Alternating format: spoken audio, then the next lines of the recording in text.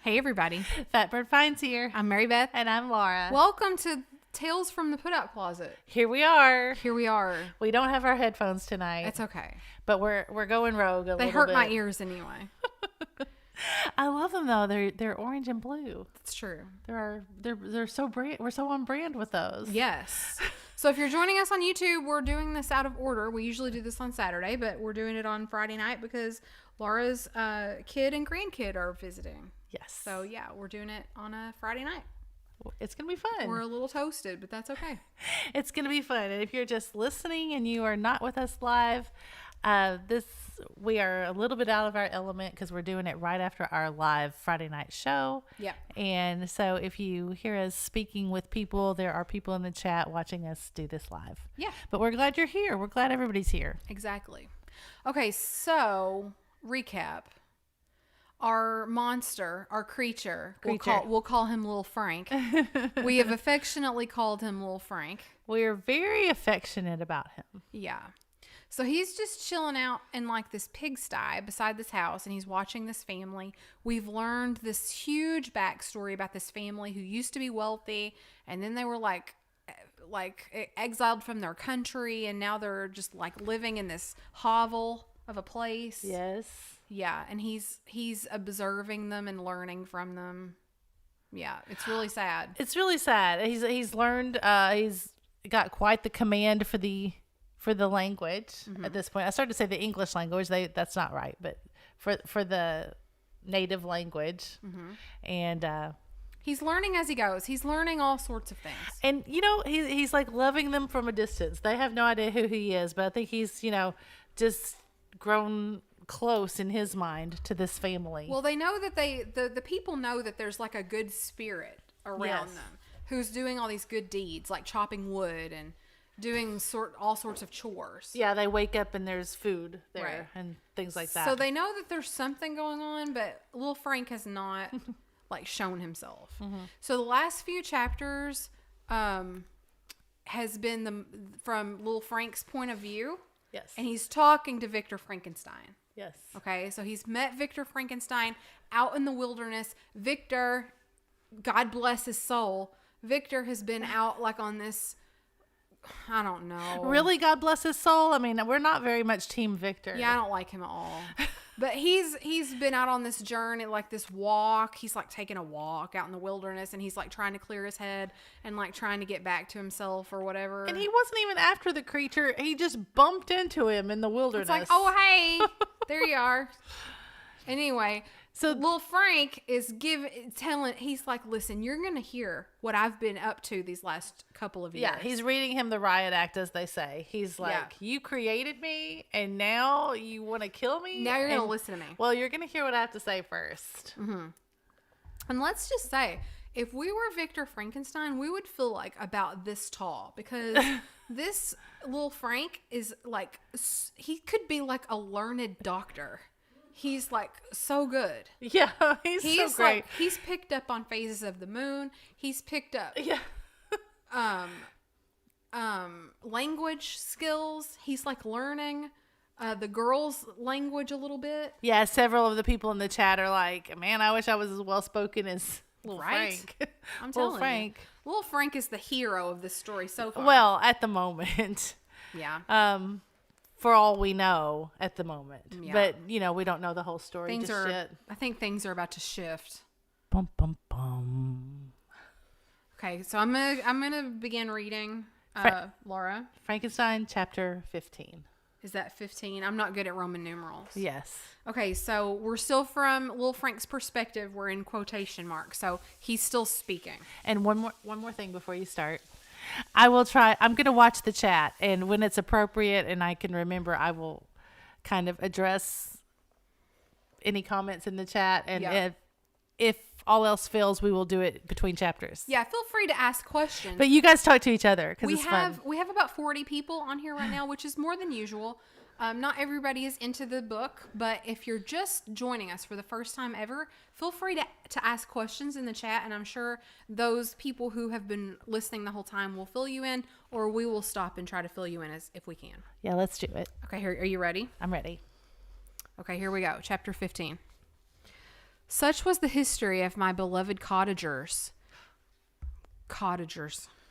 No, not cottagers. Countenance and benevolence are the drinking words. Yeah, if we say the word countenance or benevolence, you were to drink. Mary Shelley, Water, wine. the author, loves these two words. Yeah, whatever you're having, you have to take a drink. Chapter 15. Such was the history of my beloved cottagers. It impressed me deeply. I learned from the views of social life which it developed to admire their virtues and to appreciate the vices of mankind. As yet I looked upon crime as a distant evil. Benevolence and generosity were ever present before me, enticing within me a desire to become an actor in the busy scene where so many admirable qualities were called forth and displayed. Wow. I thought you were going to say something. No, that's just a really deep comment. Yeah. From the creature. His name's Little Frank. But in giving an account of the progress of my intellect, I must not omit a circumstance which occurred in the beginning of the month of August of the same year. It's 11/11 on 11/11. People. Something's So about to happen. that deserves a drink. Everybody stop for a moment. Think of something you're grateful for. Make a wish. Have your tea. Have your water. Nikki's going to play something for us, evidently, in the background.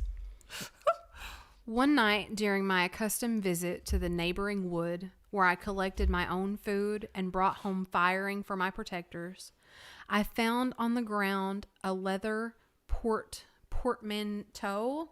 What is that? It's like a briefcase. Portmanteau. Or a wallet. Oh, I don't know that word. I think. Portmanteau containing several articles of dress and some books.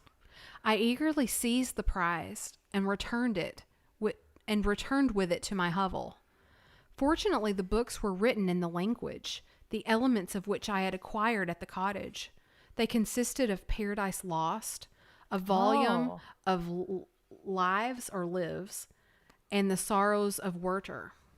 The possession of these treasures gave me extreme delight. I now continually studied and exercised my mind upon these histories, whilst my friends were employed in their ordinary occupations.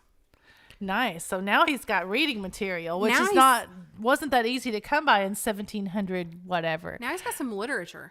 Yeah. All through the book, anytime something's dated, it's 17 blank. Yeah. I can hardly describe to you the effects of these books. They produced in me an infinity of new images and feelings that sometimes raised me to ecstasy, but more frequently sunk me into the lowest dejection. In the Sorrows of Werther, besides the interest of its simple and affecting story, so many opinions are canvassed, and so many lights thrown upon what had hitherto been to me obscure subjects. I haven't read Werther. Have you? No. Okay. So I'm not sure exactly, I don't really know how to deal with the reference there. I don't really know what he's reading about. That I found in it a never-ending source of speculation and astonishment. The gentle and domestic manners it described, combined with lofty sentiments and feelings, which had for their object something out of self, accorded well with my experience among my protectors, and with the wants which were forever alive in my own bosom. He said bosom.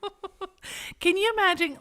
I know we're supposed to be going with it, right? We're supposed to be going with the fact that he's so not well spoken. Yeah. But like lofty, I mean, that's a really advanced concept. Yeah. For something to be lofty. Just go with right? it. Okay, I will. Little Frank is the bomb. Okay, I will. You go, Little Frank. But I thought Werther himself a more divine being than I had ever beheld or imagined. His character contained no pretension, but it sunk deep.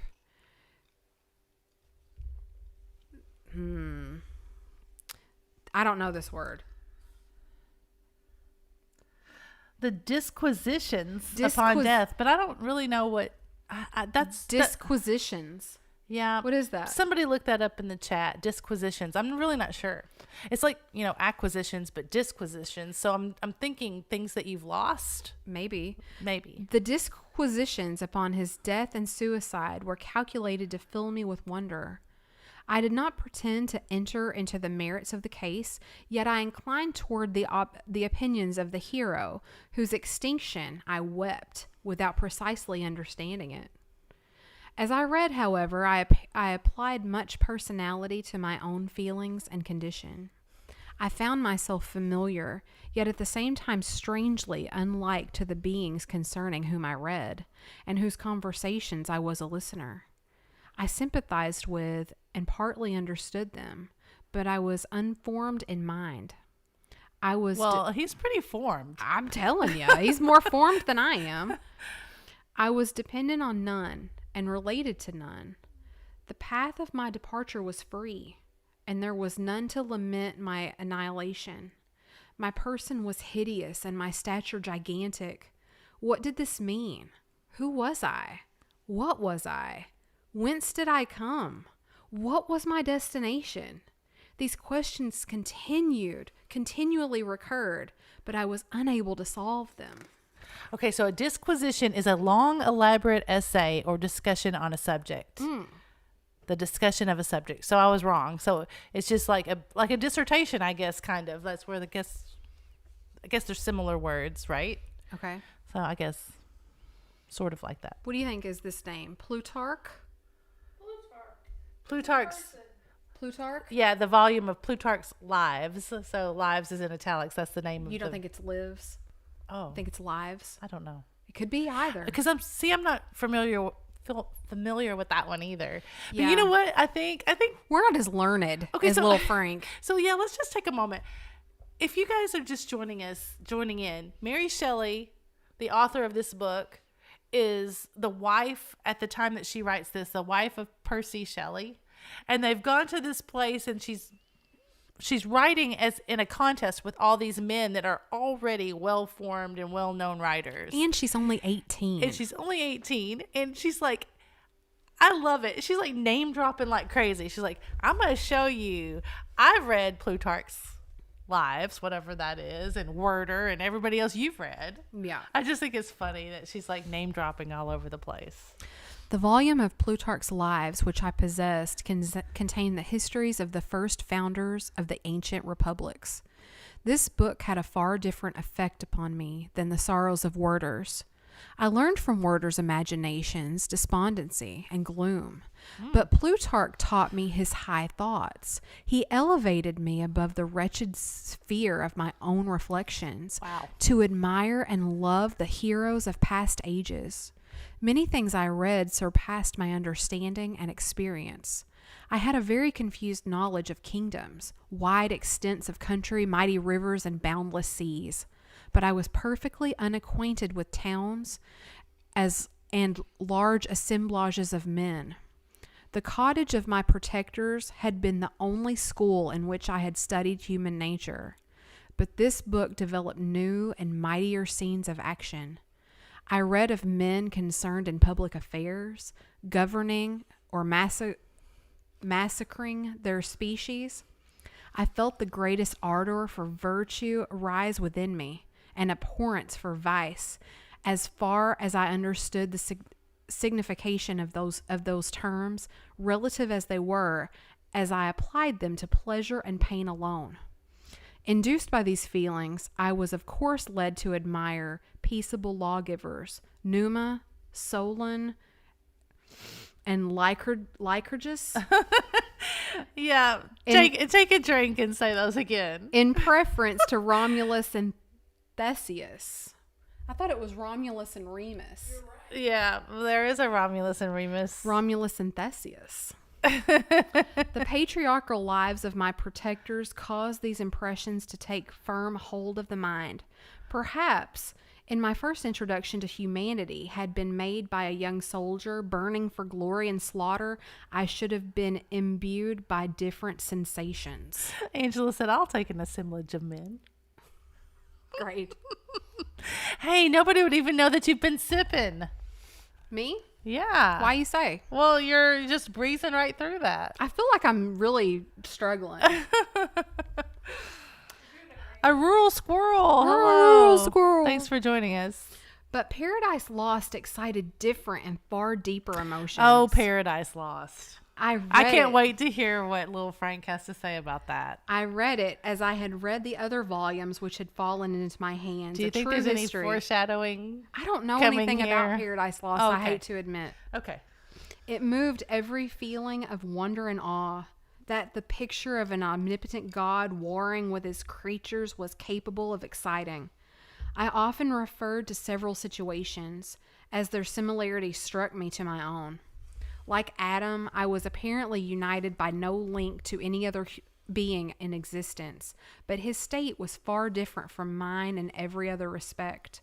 He had come forth from the hands of God, a perfect creature, happy and prosperous, guarded by the special care of his creator.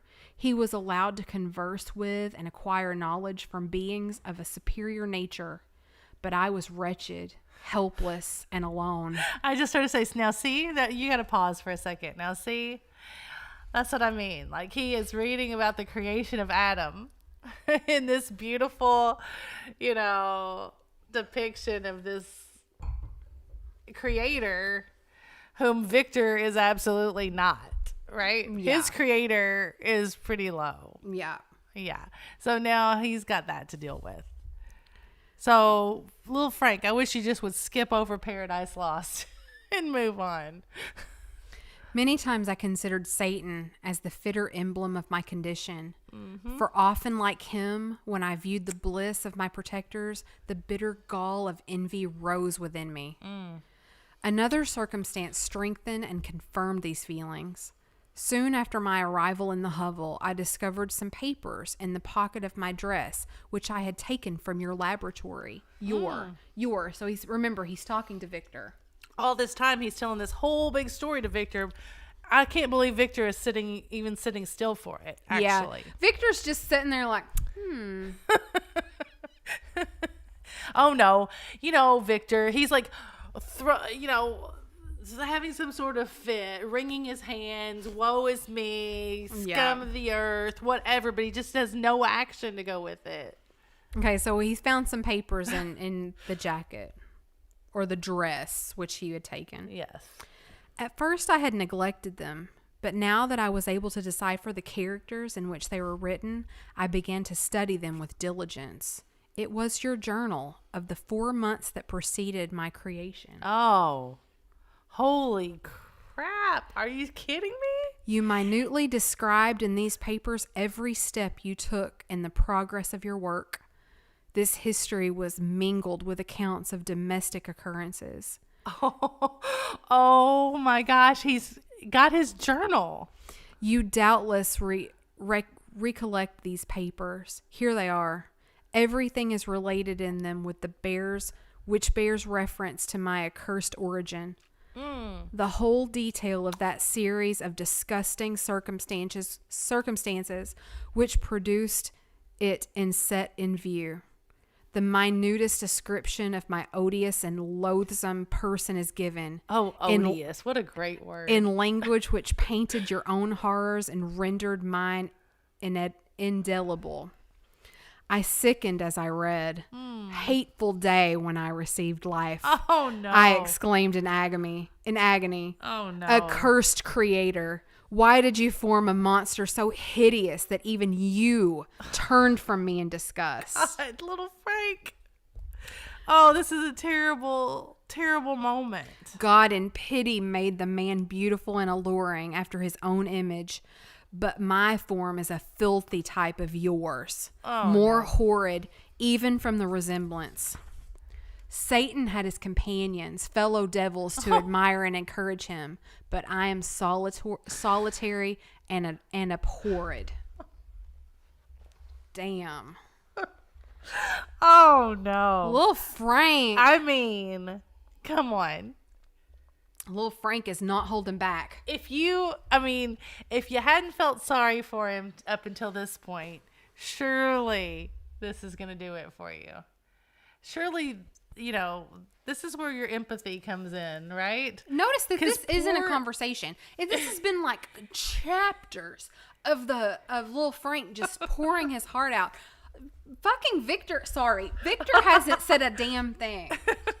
Wait, in the chat, Jamie says, it's like finding out your mom got pregnant with you in the mud at the music festival. Yeah. Oh, gosh. So, I mean, Victor hasn't said anything back at all. Yeah, I mean, I guess that's for the best. Victor doesn't have much good to contribute anyway. Yeah. And holy cow. I mean, that is some kind of something. I mean, he's like all alone in the world. Carrie, it's after 11. I can say what I want.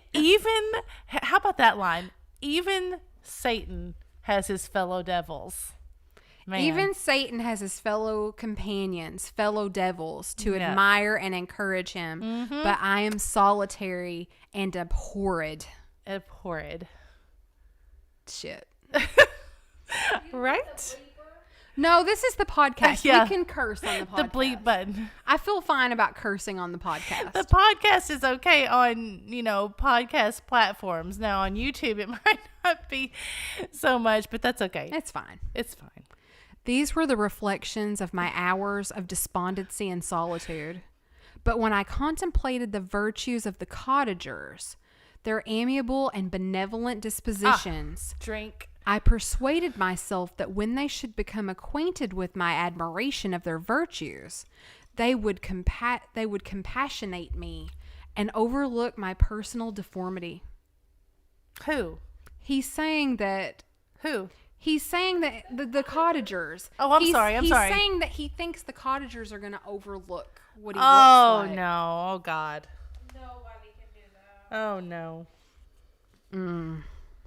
I'm getting ready to be sad. Could they turn from their door one, however monstrous, who solicited their compassion and friendship?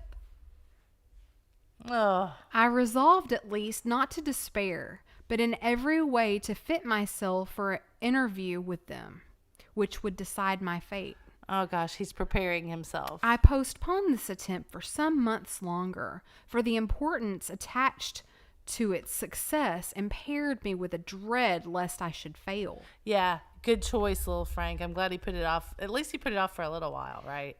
Besides, I found that my understanding improved so much with every day's experience that I was unwilling to commence this undertaking until a few more months should have added to my... Oh, there's a word that I don't know. Sagacity? Nikki. It's Sagacity. I don't know. Oh, Nikki even doesn't know it. Sagacity. It's like a 1700s Sagacity? word. So like maybe like sage. You know how people give sage advice? So like if you go back and look, a few more months would have added to my sagacity. Sagacity? You know, like sage advice. Have you heard people say that? Yeah. Okay. So like wisdom. Yeah. Okay, chat. Here we go. Okay, look it chat. up. Here we go. Google it. Google it. Several changes. We'll keep going. Several changes in the meantime took place at the cottage.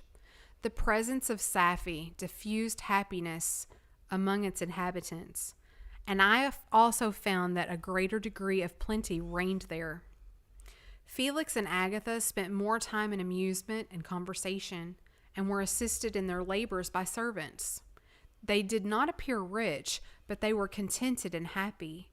Their feelings were serene and peaceful, while mine became every day more tumultuous. Okay, so just as a catch up, really quick, the cottagers, and he's talking about Felix and Agatha are brother and sister, I think, and Safi is Felix's long lost girlfriend who's just shown up. Yeah. And sagacity is the quality of being sagacious. Thanks a lot, Jamie. That doesn't tell me anything. That is really helpful, Jamie. Okay, Laura Moonwoman. See, I was right. Laura Moonwoman. Deep insight, intelligence, understanding, judgment, acuity. So the quality of Kitty being Cat said the sagacious. same thing. He's like, thanks, That's great. Google. Thanks so much, Google. Yes, I was wrong on the first one, but I was okay on this one, or close.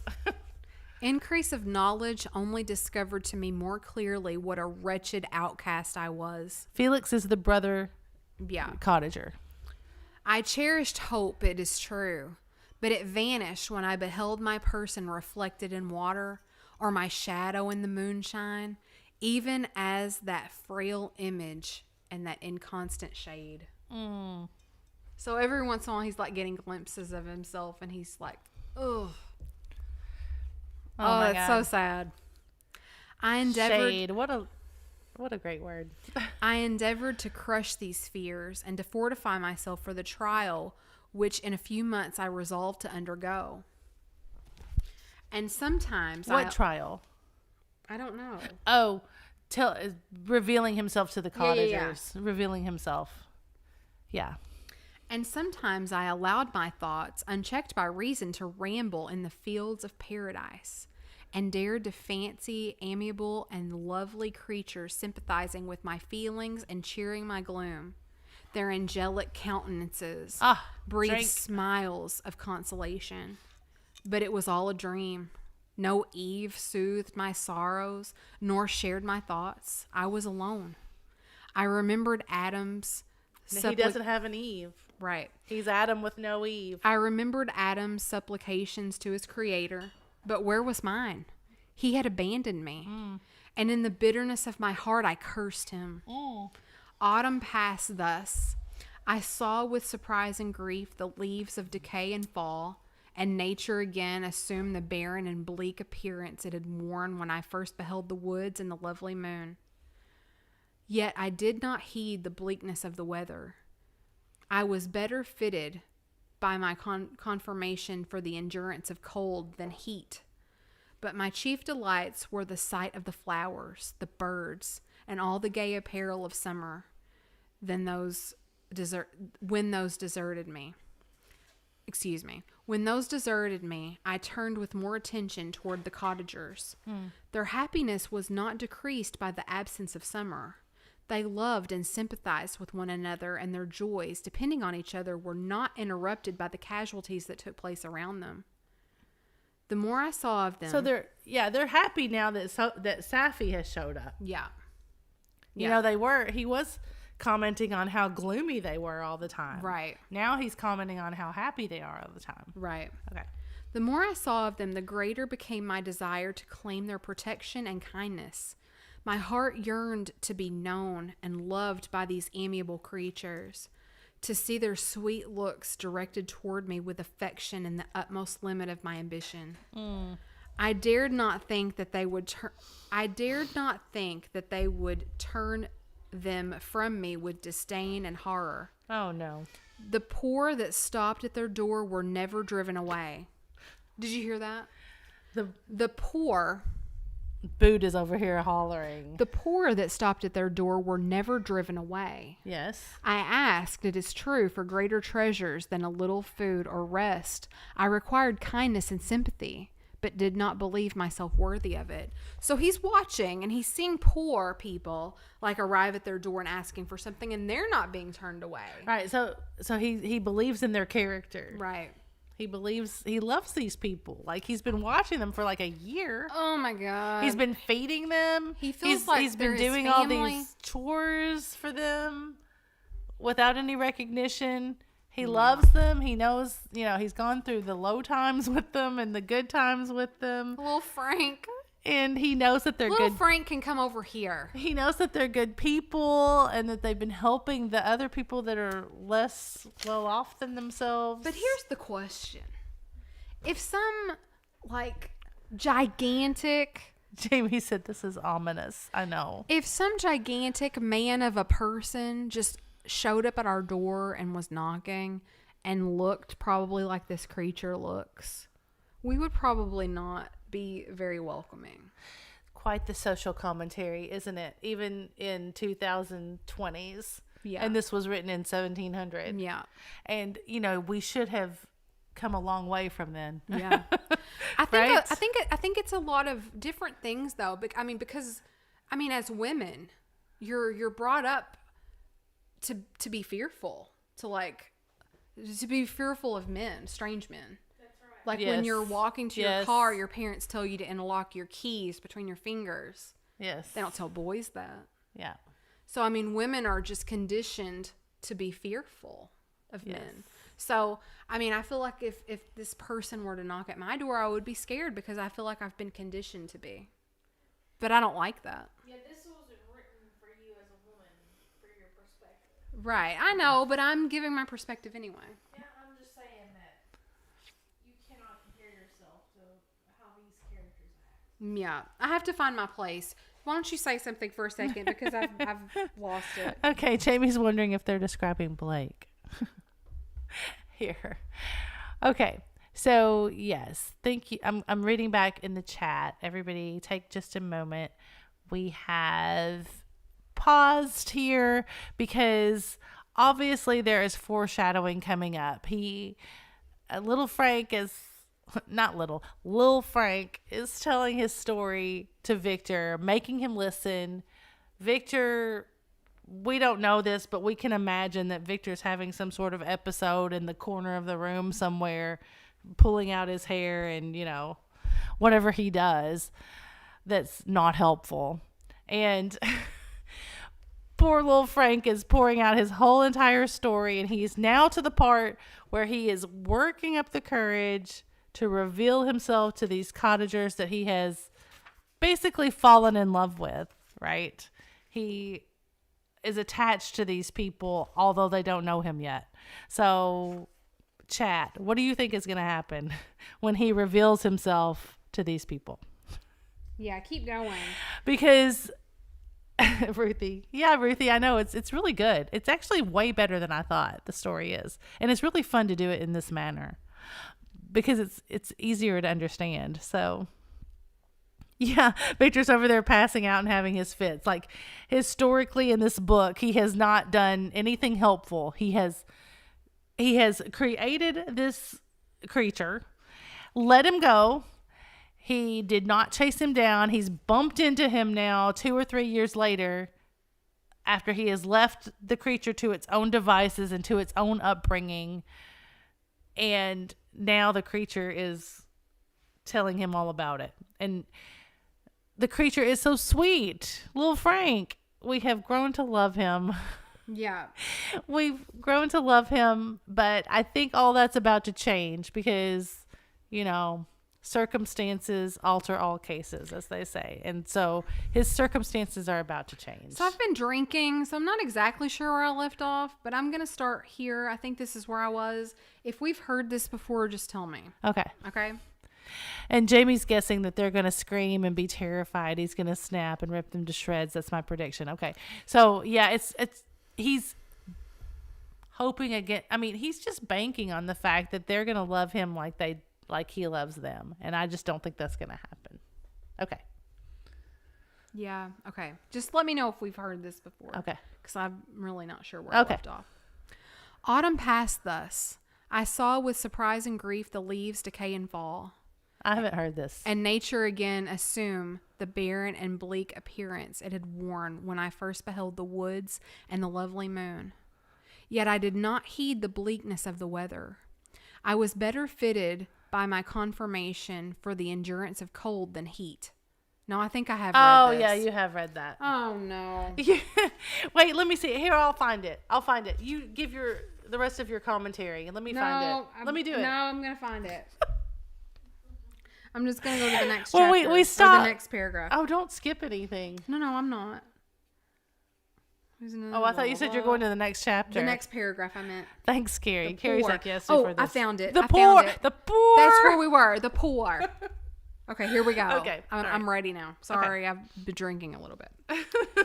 The winter advanced, and an entire revolution of the seasons had taken place since I awoke into life. My attention. It's been a year. My attention at this time was solely directed towards my plan of introducing myself to the cottage of my protectors. I revolved many projects, but that on which I was finally fixed was to enter the dwelling when the blind old man should be alone. Ah, so he's gonna approach the oldest person there. Yeah, I had sagacity. Oh, there we go. Now we know what that means. Enough. Wisdom.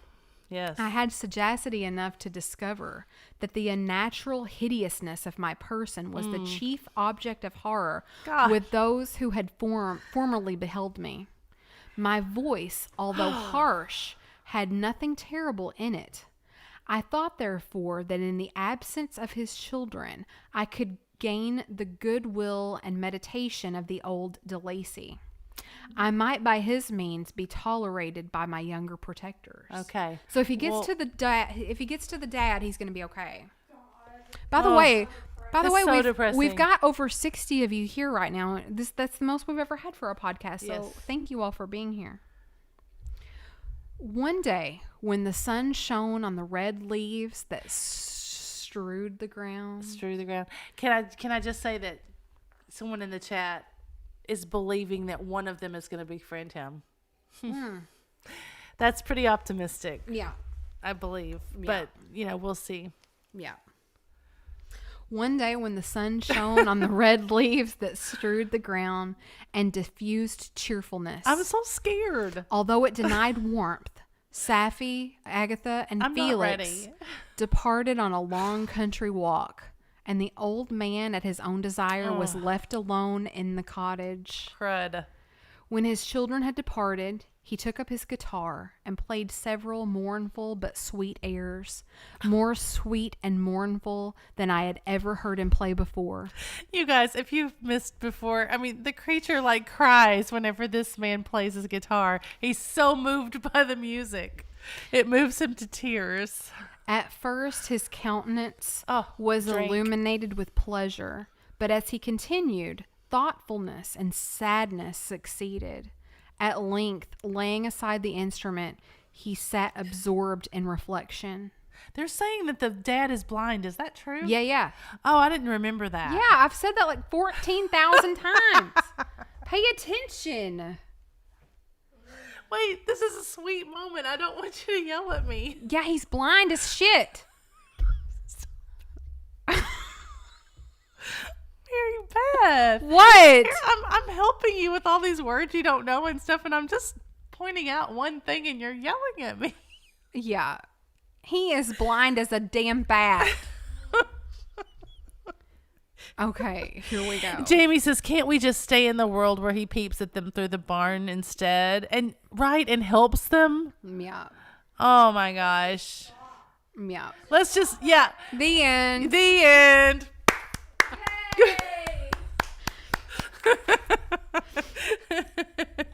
Okay. I'm not ready, but go ahead. My heart beat quick. Oh no. This was the hour and moment of trial, which would decide my hopes or realize my fears. The servants were gone to a neighboring fair. All was silent in and around the cottage. It was an excellent opportunity.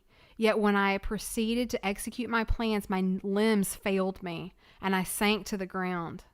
Again I rose, and exerting all the firmness of which I was a master, removed the planks which I had placed before my hovel to conceal my retreat. The fresh air revived me, and with a renewed determination I approached the door of their cottage. Oh no. I knocked. Oh no. "Who's there?" said the old man. "Come in." I entered. Oh God. There's no going back. "Pardon this intrusion," said I. "I am a traveler and want of a little rest. You would greatly oblige me if you would allow me to remain a few minutes before the fire." "Enter," said De Lacy, and I will try in what manner I can to relieve your wants. But unfortunately, my children are far from home, and I am blind. I am afraid that I shall find it difficult to procure food for you. Do not trouble yourself, my kind host. I have food. God. It is warmth and rest only that I need. I sat down, and a silence ensued. I knew that every minute was precious to me, yet I remained irresolute on what manner to commence the interview, when the old man addressed me. By your language, stranger, I suppose you are my countrymen. Are you French? No, but I was educated by a French family, and understand that language only. I am now going to claim the protection of some friends who I sincerely love, and of whose favor I have some hopes. Are they Germans? No, they are French. But let us change the subject. Oh, God. I am an unfortunate and deserted creature. Oh. I look around and have no relation or friend upon earth. These amiable people to whom I go have never seen me, and know little of me. I am full of fears, for if I fail there, I am an outcast to the world forever. Oh, God. Oh. Do not despair. To be friendless is indeed to be unfortunate, but the hearts of men, when DeLacy. But the hearts of men, when unprejudiced by any obvious self-interest, are full of brotherly love and charity. Rely, therefore, on your hopes, and if these friends are good and amiable, do not despair. They are kind. They are the most excellent creatures in the world, but unfortunately they are prejudiced against me. I have good dispositions. My life has been hitherto harmless and in some degree beneficial. Yeah. But a fatal prejudice clouds their eyes, and where they ought to see a feeling and kind friend, they behold only a detestable monster. That is indeed unfortunate. But if you are really blameless, cannot you undeceive them? Oh, my gosh. Hang on. Are you crying? No, I'm just going to sneeze. Do it. I can't. But I was laughing because Jamie said he's putting too much on this. It's like going on a blind date and thinking he's the one before even seeing him. I am about to undertake that task, and it is on that account that I feel so many overwhelming terrors. I tenderly love these friends. I have, unknown to them, been for many months in the habits of their daily kindness toward them. But they believe that I wish to injure them, and it is that prejudice which I wish to overcome. Well, I'm just going to go with it. Never mind. Where do these friends reside? Near this spot. Oh. The We're old getting man close now. Oh, God. The old man paused and then continued. If you will unreservedly confide to me the particulars of your tale, I perhaps may be of use in undeceiving them. Poor DeLacy. He's thinking that he's going to help this guy out. I am blind and cannot judge of your countenance. Oh, drink. But there is God, his countenance. But there is something. His poor countenance. But there is something. It's all dependent on that. That's terrible, right? But there is something in your words which persuades me that you are sincere. I am poor and an exile, but it will afford me a true pleasure to be in any way serviceable to a human creature. Excellent man, thank you. And I accept your generous offer. You raised me from the dust by this kindness, and I trust that by your aid I shall not be driven from the society and sympathy of your fellow creatures. I don't want you to miss anything happening in the chat. Okay. Someone said he never saw Mean Girls or doesn't remember high school. And then someone said, stop trying to make fetch happen, little Frank. Poor little Frank. He can't. Heaven forbid. Even if you were really criminal, for that can only drive you to desperation and not instigate you to virtue. I also am unfortunate. I and my family have been condemned. although innocent. Judge therefore if I do not feel for your misfortunes. Oh, so he's like, far be it from me to cast any stones. I mean, like, we've been exiled out of a different country. People think that we're bad people. Yes. How can I thank you, my best and only benefactor? From your lips first I have heard the voice of kindness directed toward me. I shall be forever grateful. God. And your present humanity assures me of the success with those friends whom I am on the point of meeting. Should we be relieved? May I know the names and residence of those friends? I paused. This I thought was the moment of decision. I know, Linda. DeLacy's being so kind and empathetic. So what the heck? What's going to happen? This I thought was the moment of my decision, which was about to rob me of or bestow happiness on me forever. I struggled vainly for firmness sufficient to answer him, but the effort destroyed all my remaining strength. I sank on the chair and sobbed aloud. Oh, no. At that moment, I heard the steps of my younger protectors. Oh, no. I had not a moment to lose, but seizing the hand of the old man, I cried, "Now is the time. Save and protect me. Oh, you God. and your family are the friends whom I seek. Oh. Do not you desert me in the hour of trial." Oh, God. "Great God," exclaimed the man, "who are you?" Oh, no. At that instant, the cottage door was opened, and Felix, Sophie, and Agatha entered. Oh. Who could describe their horror and... Oh, God, I don't know that word. Who can describe their horror and consternation Yes. of beholding me? Agatha fainted, and Oh, Sophie, God. unable to attend to her friend, rushed out of the cottage. Oh, God. Felix darted forward and with a supernatural force tore me from his father, to whose knees I clung. Oh, In a transport of fury, he dashed me to the ground and struck me violently with a stick. I could have been torn limb from limb as the lion rends the antelope, but my heart sunk within me as with bitter sickness, and I refrained. Oh. I saw him on the point of repeating his blow when, overcome by pain and anguish, I quitted the cottage, and in the general tumult escaped unperceived to my hovel. Oh. God. End of chapter. Oh, God. No. End scene. Oh, my gosh. Come on now. Oh. What is your commentary on this? Oh, my God. I know you're all into the reading of it. Oh, no. We've silenced the chat. They're not. I think everybody's in shock that this has happened. Well, I mean, I To had Will a Frank. feeling that was going to happen. Yeah. But I mean, he was about to make friends with the old man. They were getting on, Because he couldn't see him. right? But I mean, all the old man had to say was, "Hey, we've been talking a while. Hey." Oh, no. I mean, I think it all happened so fast. Can I just say something?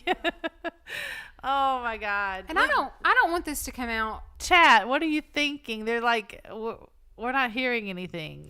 I don't want this to come out like insincere or not correct. I mean, obviously, I know that being blind would be a terrible travesty, but I think that being blind can also be a blessing because you don't have those prejudices. I mean, we all judge a book by its cover in one way or another in our lives, right? Right. And I don't want to sound like I'm being Well, no, insincere or something. It's definitely one of the, there's good things Right. and bad things in everybody's right. situation. I mean, I know so- that being blind, it would be terrible, but I also feel like it would be a blessing because you would never know what someone looked like, and you wouldn't judge that person on that. You would just imagine, you would base a person's beauty, quote unquote, on how they treated you or treated others. And I feel like that's beautiful. It's deep. You're deep. Well, I mean, it's just so, oh my God. We have to find some sort of something nice to say because all this tragedy is about to start. We've been on for 50 minutes. Are we going to go again? We have to read the other chapter. Okay, I mean, here we we go. have to stay on because we've been doing 20 pages. I mean, that was Okay, we need to get on with it. Okay. Here we go. Laura's turn to read. So you got to keep up with I'm the losing chat. my voice. You got to keep up with the chat. Chapter 16. Chapter 16. Cursed creator. Why did I live? Why in that instant did I not extinguish the spark of existence which you had so wantonly bestowed? I know not. Remember, he's still talking to the creator. Okay. Yeah. I know not. Despair had not yet taken possession of me. My feelings were those of rage and revenge. I could with pleasure have destroyed the cottage and its inhabitants and have glutted myself with their shrieks and misery. When night came, I quitted my retreat and wandered in the wood, and now, no longer restrained by the fear of discovery, I gave vent to my anguish in fearful howlings. Oh, God. God, so he's just out there I moaning and I was like a groaning. wild beast that had broken the toils, destroying the objects that obstructed me and ranging through the wood with a stag-like swiftness. Oh, what a miserable night I passed. Oh, man. The cold stars shone in mockery, and the bare trees waved their branches above me. Now and then the sweet voice of a bird burst forth amidst the universal stillness. All save I were at rest or enjoyment. I, like the arch-fiend, bore a hell within me, and finding myself unsympathized with, wished to tear up the trees, spread havoc and destruction around me, and then to have sat down and enjoyed the ruin. Oh, man. Yeah. Little Frank is no longer. We're witnessing a transformation. Right. Here. He is, he's gone from 1 to 10 in just a matter of seconds. But this was a luxury of sensation that could not endure. I became fatigued with excess of bodily exertion and sank on the damp grass in the sick impotence of despair. He's worn himself out. Yeah. There was none among the myriads of men that existed who would pity or assist me. And should I feel kindness toward my enemies? No. From that moment, I declared everlasting war against the species, and more than all, against him who had formed me and sent me forth to this insupportable misery. I mean, he has spent like a year, observing these people and watching these people and falling in love with these people. Right. He has fallen in love with these people, and he finally worked up the nerve to go to them and they pass out and beat him. yeah. The sun rose. I heard the voices of men and knew that it was impossible to return to my retreat during that day. Accordingly, I hid myself in some thick underwood, determining to devote the ensuing hours to reflection on my situation. The pleasant sunshine and the pure air of day restored me to some degree of tranquility, and when I considered what had passed at the cottage, I could not help believing that I had been too hasty in my conclusions. Oh, Frank. I had certainly acted imprudently. It was apparent that my conversation had interested the father in my behalf, and I was a fool in having exposed my person to the horror of his children. I ought to have familiarized the old DeLacy to me, and by degrees to have discovered myself to the rest of his family, when they should have been prepared for my approach. But I did not believe my errors to be irretrievable, and after much consideration I resolved to return to the cottage, seek the old man, and buy my representations with him to my party. So he's going back. He's going back. I feel like that's a pretty decent idea. These thoughts calmed me, and in the afternoon I sank into a profound sleep, but the fever of my blood did not allow me to be visited by peaceful dreams. The horrible scene of the preceding day was forever acting before my eyes. I bet. The females were flying, and the enraged Felix tearing me from his father's feet. He has PTSD. Yep. I awoke exhausted, and finding that it was already night, I crept forth from my hiding place and went in search of food. When my hunger was appeased, I directed my steps toward the well-known path that conducted to the cottage. All there was at peace. I crept into my hovel and remained in silent expectation of the accustomed hour when the family arose. That hour passed. The sun mounted high in the heavens, but the cottagers did not appear. Uh-oh. I trembled violently, apprehending some dreadful misfortune. The inside of the cottage was dark, and I heard no motion. I cannot describe the agony of this suspense. Oh, no. Have they left? Presently 2 countrymen passed by, but pausing near the cottage, they entered into conversation, using violent gesticulations. But I did not understand, Gesticulations. like gestures. No, I like that Oh, word. okay. But I did not understand what they said as they spoke the language of the country, which differed from that of my protectors. German. Yeah, so, remember they have immigrated from France or whatever. Soon after, however, Felix approached with another man. I was surprised, as I knew that he had not quitted the cottage that morning, and waited anxiously to discover from his discourse the meaning of these unusual appearances. "Do you consider," said his companion to him, "that you will be obliged to pay 3 months' rent and to lose the produce of your garden? I do not wish to take any unfair advantage, and I beg, therefore, that you will take some days to consider of your determination." So I think that Felix is talking to his landlord saying, we're getting the heck out of Dodge, man. And he's trying to make him stay. Yeah. "It is utterly useless," replied Felix. "We can never again inhabit your cottage. The life of my father is in the greatest danger, owing to the dreadful circumstance that I have related. My wife and my sister will never recover from their horror. I entreat you not to reason with me any more. Take possession of your tenement and let me fly from this place." Oh, no. Felix trembled violently as he said this. I wonder what the dad has to say. I feel like the dad would be like, "Hey, man, we were having a good conversation." Well, poor dad, sometimes your kids are overbearing. Yeah. The dad's elderly, he's blind. The kids are like, "Dad, you don't even know." Yeah. You don't even. Felix trembled violently as he said this. He and his companion entered the cottage, in which they remained for a few minutes and then departed. I never saw any of the family of De Lacy more. I continued for the remainder of the day in my hovel in a state of utter and stupid despair. My protectors had departed. He calls them his protectors. It's so sad. That's terrible.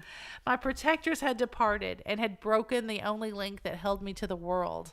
For the first time, the feelings of revenge and hatred filled my bosom, and I did not strive to control them, but allowing myself to be borne away by the stream, I bent my mind towards injury and death. Oh, little Frank. When I thought of my friends, of the mild voice of De Lacy, the gentle eyes of Agatha, and the exquisite beauty of the Arabian, these thoughts vanished, and a gush of tears somewhat soothed me. But again, when I reflected that they had spurned and deserted me, anger returned, a rage of anger, and unable to injure anything human, I turned my fury towards inanimate objects. As nights advanced, I placed a variety of combustibles around the cottage, and after having destroyed every vestige of cultivation in the garden, I waited with forced impatience until the moon had sunk to commence my operations. I mean, I feel like that's He's going to wreak havoc here in the village. I mean, who doesn't want to do that when they're angry? To just like break some shit. As the night advanced, a fierce wind arose from the woods and quickly dispersed the clouds that had loitered in the heavens. The blast tore along like a mighty avalanche and produced a kind of insanity in my spirits that burst all bounds of reason and reflection. I lighted the dry branch of a tree and danced with fury around the devoted cottage, my eyes still fixed on the western horizon, the edge of which the moon nearly touched. A part of its orb was at length hid, and I waved my brand. It sank, and with a loud scream, I fired the straw and heath and bushes which I had collected. The wind fanned the fire, and the cottage was quickly enveloped by the flames which clung to it and licked it with their forked and destroying tongues. He burning that shit down. It's burning it down, man. Here we go. As soon as I was convinced that no assistance could save my part of the habitation, I quitted the scene and sought for refuge in the woods. And now, with the world before me, whither should I bend my steps? I resolved to fly far from the scene of my misfortunes, but to me, hated and despised, every country must be equally horrible. At length, the thought of you crossed my mind. So he's talking to Victor. I learned from your papers that, remember, he had his journal. I learned from your papers that you were my father, my creator, and to whom could I apply with more fitness than to him who had given me life. Among the lessons that Felix had bestowed upon Safi, geography had not been omitted. I had learned from these the relative situations of the different countries of the earth. You had mentioned Geneva as the name of your native town, and towards this place I resolved to proceed. He's coming after you. Here he comes. He coming to Geneva. He's coming for you, Victor. But now was I to direct myself? I knew that I must travel in a southwesterly direction to reach my destination, but the sun was my only guide. Man, I would be in serious trouble. Would you? Like, I could not find my way. Oh, you could. Really? Yeah, if you knew you needed to go north or south, you would be able to figure that out. Do you really have that confidence in me? You just look at the sun. You know I can't. Laura. You know I can't find my way anywhere. You can figure it out. I have faith in you. Okay. You're like a botanist or something. You could probably figure that out. Little Frank, I did not know the names of the towns that I was to pass through, nor could I ask information from a single human being. But I did not despair. I mean, he can't like randomly say, hey, which way do I go? People would like faint and beat him. I feel like I'm getting a little drunk. Oh, here we go. As time goes on, as the longer I sit here, it's getting worse. Yeah, here we go. From you... I think the reading kept you sober. Did it? Yeah. From you only could I hope for succor, which, although towards you I felt no sentiment but that of hatred. Unfeeling, heartless creator, you had endowed me with my perceptions and passions and then cast me abroad, an object for the scorn and horror of mankind. Scorn. But on you only had I any claim for pity and redress, and from you I determined to seek that justice which I vainly attempted to gain from any other being that wore the human form. My travels were long, and the sufferings I endured intense.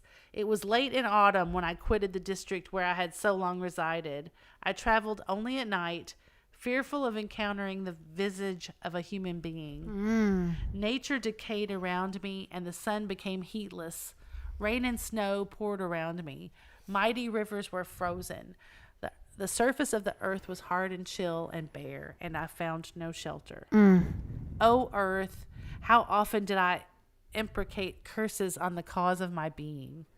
The mildness of my nature had fled, and all within me was turned to gall and bitterness. Damn. Little Frank. It's winter, and I mean, I'm sure that they're using, I mean, it's no coincidence. Mary Shelley is comparing this change in Little Frank to the change in the seasons, the barren earth and the cold, frozen tundra. Carrie, I actually have to go to the boat tomorrow. I have a $10 credit on my player's card that I have to use tomorrow. What is Jamie saying? That are extra now. Okay. I'm over here going, Oh. That's what they do on podcasts. Wow. I need like a little flute or something to like. Oh, we definitely have to have that for the next one. Okay. I'll get a recorder. But a lot of the podcasts, they'll go, Wow. Yeah. The nearer I approached to your habitation, yours, Victor, the more deeply did I feel the spirit of revenge enkindled in my heart. Snow fell and the waters were hardened, but I rested not.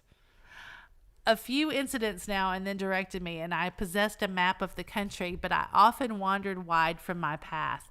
The agony of my feelings allowed me no respite. No incident occurred from which my rage and misery could not extract its food.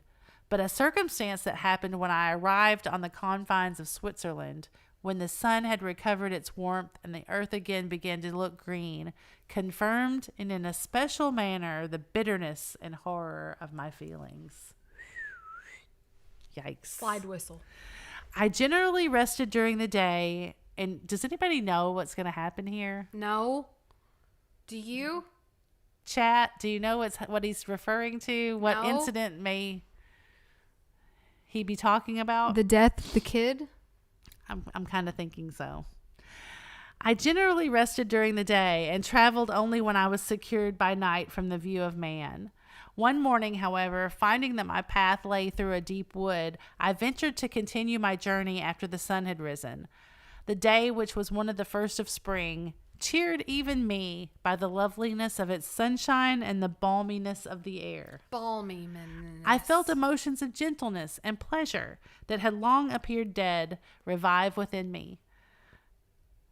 Half surprised by the novelty of these sensations, I allowed myself to be borne away by them, and forgetting my solitude and deformity, dared to be happy. Oh, he's feeling pretty good. Are you keeping up with the chat over there? Yeah. Okay. Soft tears again bedewed my cheeks. Bedewed. Bedewed. What a word. Isn't that good? I'm going to bedew something.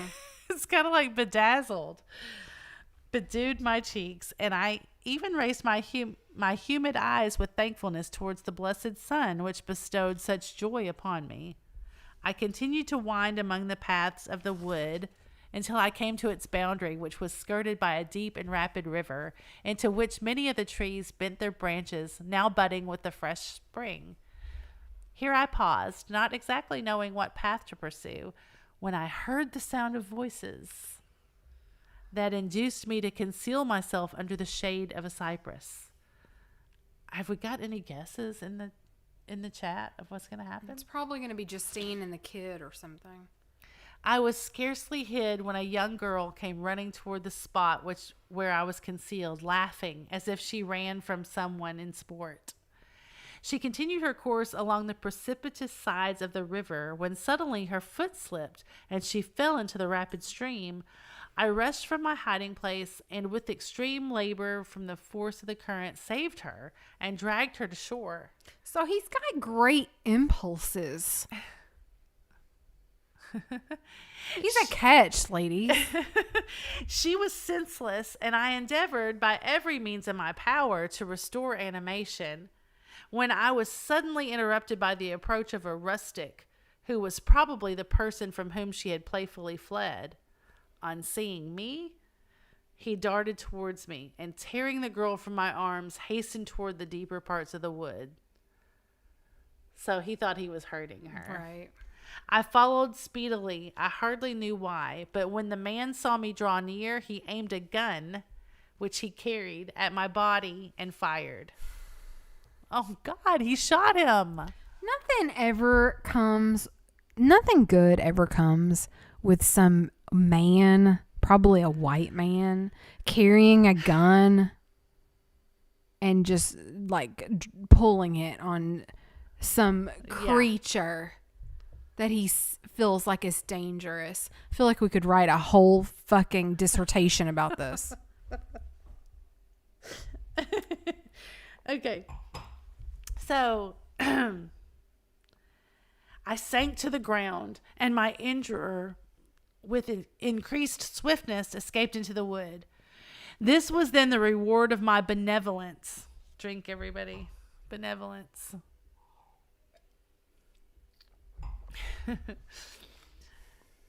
I had saved a human being from destruction, and as a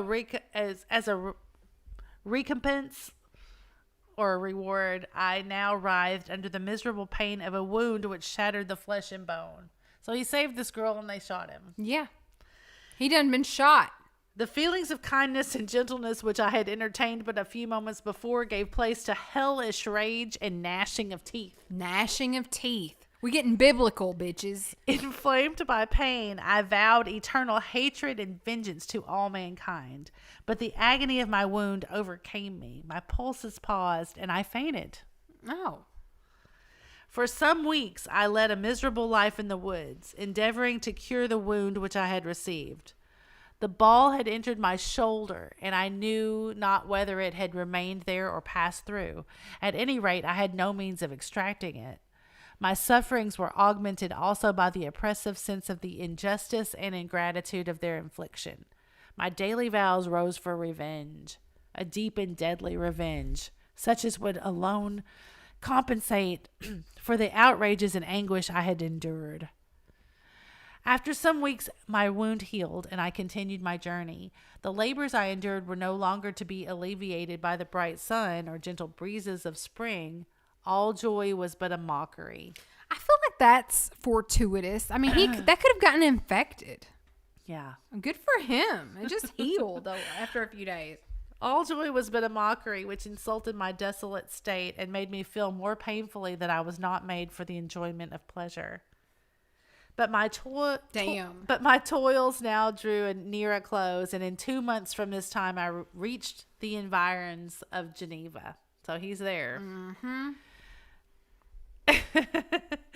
It was evening when I arrived, and I returned to a hiding place among the fields that surround it to meditate in what manner I should apply to you, Victor. Victor.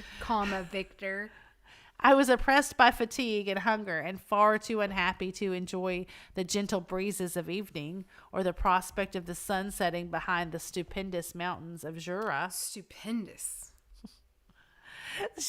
Mary Shelley's not going to let go of this beautiful environment that they're in. Mary Shelley's feeling it. At this time, a slight sleep relieved me from the pain of reflection, which was disturbed by the approach of a beautiful child who came running into the recess I had chosen with all the sportiveness of infancy. It's the kid. It's the brother. Oh, my God. He gonna die.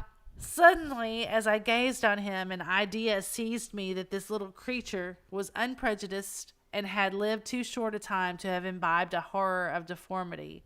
If, therefore, I could seize him and educate him as my companion and friend, oh God, I should not be so desolate in this peopled earth. Oh no. He wanted him to be his friend. Shit. Urged by this impulse, I seized on the boy as he passed and drew him towards me. As soon as he beheld my form, he placed his hands before his eyes and uttered a shrill scream.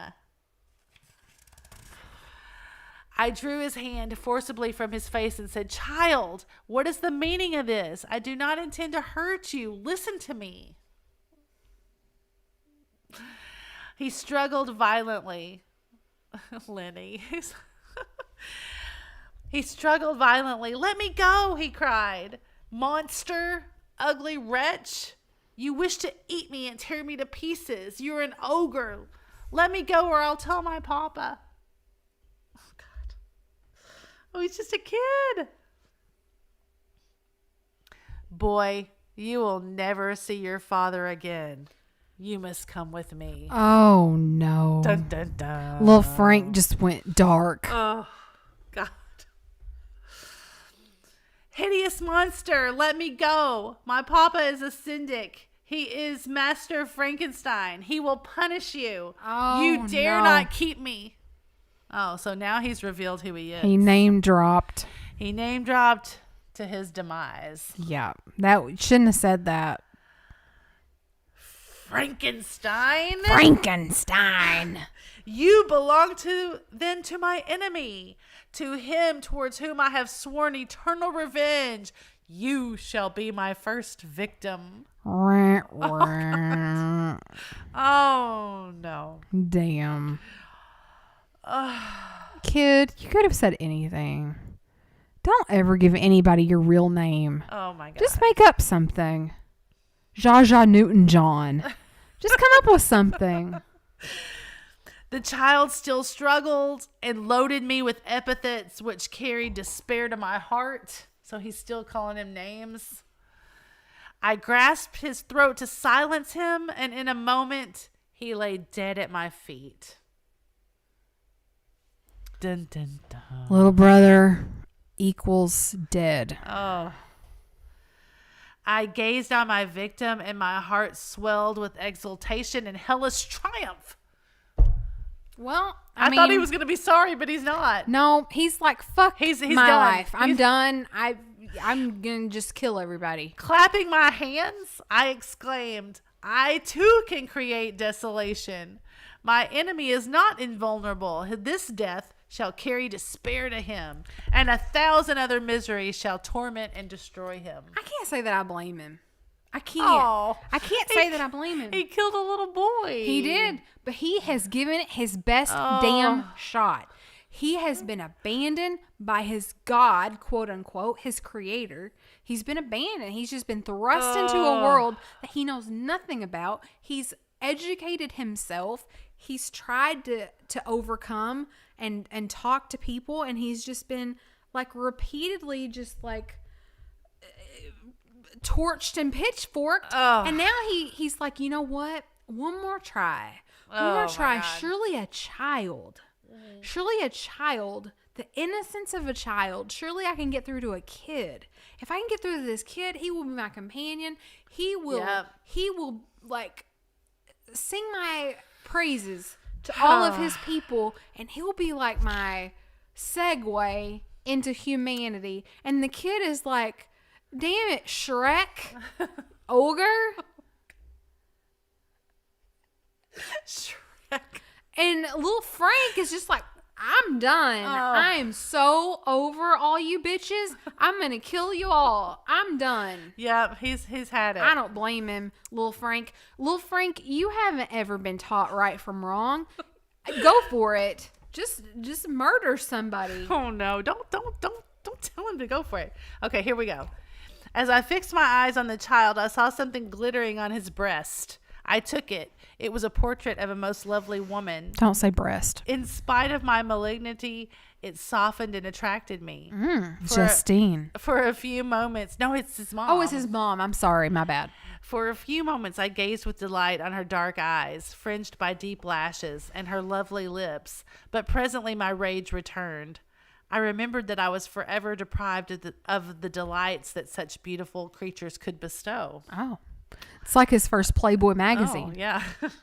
And that she whose resemblance I contemplated would, in regarding me, have changed that air of divine benignity to one expressive of disgust and affright. Affright. You know, he's like, well, if I did see this lovely creature, she would just scream in horror and run away from me. Can you wonder that such thoughts transported me with rage, Victor? No. I only wonder that at that moment, instead of venting my sensations in exclamations and agony, I did not rush among mankind and perish in the attempt to destroy them. He's just like, I can't believe I didn't just go try to kill everybody. Right. While I was overcome by these feelings, I left the spot where I had committed the murder, and seeking a more secluded hiding place, I entered a barn which had appeared to me to be empty. A woman was sleeping on some straw. She was young, not indeed so beautiful as her whose portrait I held, but of an agreeable aspect and blooming in the loveliness of youth and health. Justine. Here, I thought, is one of those whose joy-imparting smiles are bestowed on all but me. And then I bent over her and whispered, "Awake, fairest, thy lover is near.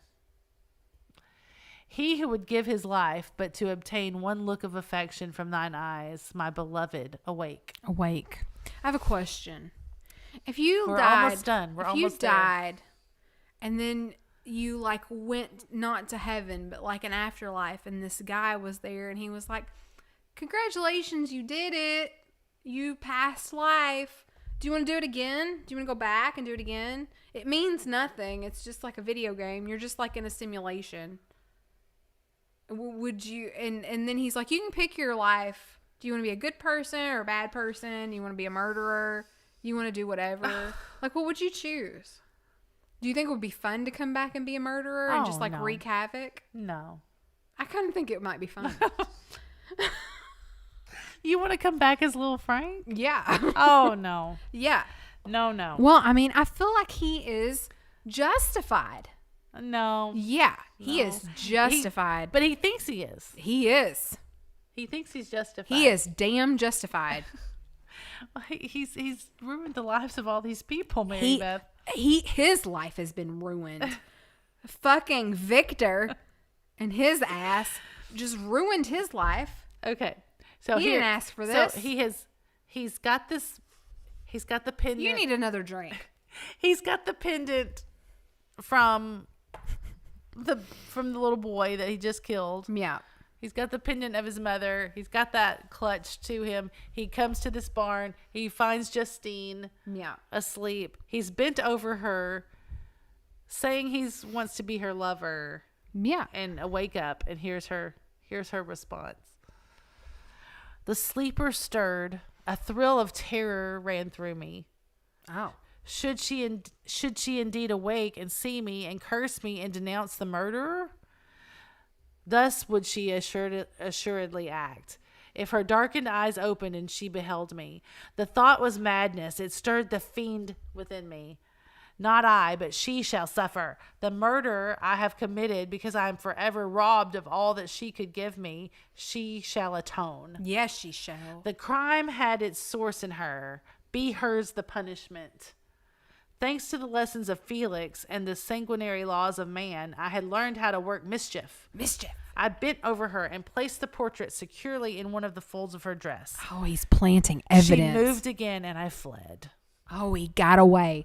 So he planting evidence. He is framing Justine. Yeah. Justine was framed by Lil Frank. Lil Frank is just causing havoc. Yeah. For some days I haunted the spot where these scenes had taken place, sometimes wishing to see you, Victor, sometimes resolved to quit the world and its miseries forever. At length I wandered toward these mountains and have ranged through their immense recesses, consumed by a burning passion which you alone can gratify. We may not part until you have promised to comply with my requisition. I am alone and miserable. Man will not associate with me, but one as deformed and horrible as myself would not deny herself to me. My companion must be of the same species and have the same defects. This being you must create. And scene. End He of wants chapter. a woman. He wants a woman. He wants someone to be with. Yeah. Wait, let me hold our place. He needs some loving and he wants a friend. Little Frank is just earning his street cred. That's says right. Jamie, says mid-century wasted. I think he is justified. I am team Lil Frank all the way. No, you can be Team Little Frank until he starts, killing people. But here's the thing, But Laura. you can't be Team Frank once he kills people. Here's the thing, Laura, he has not been taught right from wrong. He has not been given that whatever. Knowledge? Yeah, he's not been given that knowledge. He's Envy is ride or die for Little Frank. I know, right? I mean, it's tragic, but you can't be on his team anymore once he starts, wreaking havoc in the world. I can be. What if he killed me? No. If you start murdering people, that's an issue because you know better. He wasn't given a chance. He was just thrust upon this world. He wasn't given a chance. It's like a dog. It's like a damn dog that. Thus is the spirit of debate. It's like some which dog happens with this book. that some shitty ass person raises this dog, and it's a bad dog. It's not the dog's fault that he's a bad dog. It's the person's fault. It's Victor's fault. I know, but nevertheless, you have The to. dog doesn't know any better. Nevertheless, you have to put the dog down. I ain't putting down Little Frank. Little Frank is the hero. Yeah, see, you still got to shoot the rabid dog in me. You know, nevertheless, you got to put the dog down. Well, I'm team Little Frank through and through. Yes, Carrie. Here's the thing, Laura, Laura. Here's yeah, Bride of Little Frank. So that's what's coming up. Little Frank has laid the law down to Victor. He's like, okay, I have the upper hand here. I have you by about, 2 or 3 feet and all kinds of amounts stronger than you. You are going to have to comply to my demands. And my demand is that you make me a companion. Yeah. That's Little it. Frank's getting him a woman. That's it. That's what I'm saying. That's what I want. And I'm not going to stop until you give it to me. Little Frank has needs. Mm-hmm. Wants. Old Yeller. Little Frank is very old Yeller. And He's yearning. You cry about it, but you know that this has to be done at the end. Whatever. I'm just in a bad mood about it. Laura. It's in a bad mood. I mean, don't get me wrong. I feel bad. No. Here's the thing. I feel bad. Here's the thing, Laura. If you create a creature, and you don't teach it stuff, and then it misbehaves, it's your fault.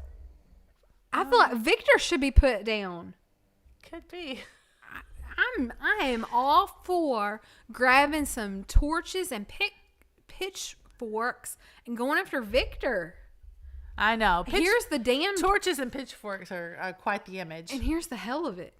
Is that Justine has been killed, the kid has been killed, and there's a creature on the loose, and he hasn't told anybody. Who, Victor? Yeah. Oh, I know. He's just keeping it to himself. I know. Having himself a little walk. I know. It's really bad. He's the worst. Yeah. Trust me. I'm not. I just want to punch him in the throat. I'm not Team Victor at all. I'm in a bad mood. I'm in a terrible mood. Well, there's 45 of you guys that have hung with us. Thank you so much for watching. We've done 2 chapters of Frankenstein tonight, and we are obsessed. We are obsessed with all this conversation and this story. Yeah. What? So thanks for all your commentary. Victor is still the worst. You're right. Victor is still the worst. How in the world is this going to end? I don't know. Not good. I mean, can it be any worse? I think it can. Probably. I think it could probably. It's probably going to get worse before it gets better. I kind of think you're right. Yeah. So we're winding down. I don't know how many pages are left, but we still have quite a good chunk left. I guess we've got a couple of episodes left anyway. We're getting there. Yeah. Guys, thanks for sticking with us tonight. I know it's late. If you're watching this on the next day, on Saturday, we're really glad that you're here. If you're listening to us on your favorite podcast, please give us a follow. We would love for you also to come over and visit us on YouTube and subscribe to our channel. Our regular gig is that we resell and we resell vintage collectibles and antiques. And yeah, it's fun. And on Friday nights, we have a few drinks, as you can tell, and celebrate the weekend. It's great. That's right. We do that at 9 Central on Friday nights. And tonight we have done the podcast after the Flippin and Sippin. So that was kind of a fun experience. And just in case that you have followed us over from Flippin and Sippin and you haven't watched the rest of the podcast, you can go back and watch the rest of them, and then you'll be all caught up. That's right. All right, everybody. I hope that you have a fantastic weekend. Do something fun. Yeah. Anything else, Laura, before we sign off? I think that's it. I'm looking forward to the next one. All right. Thanks for sticking with us, everybody. And as always, make sure you stay tuned to see what Fatbird finds next. And we'll see you next time. Bye, everybody.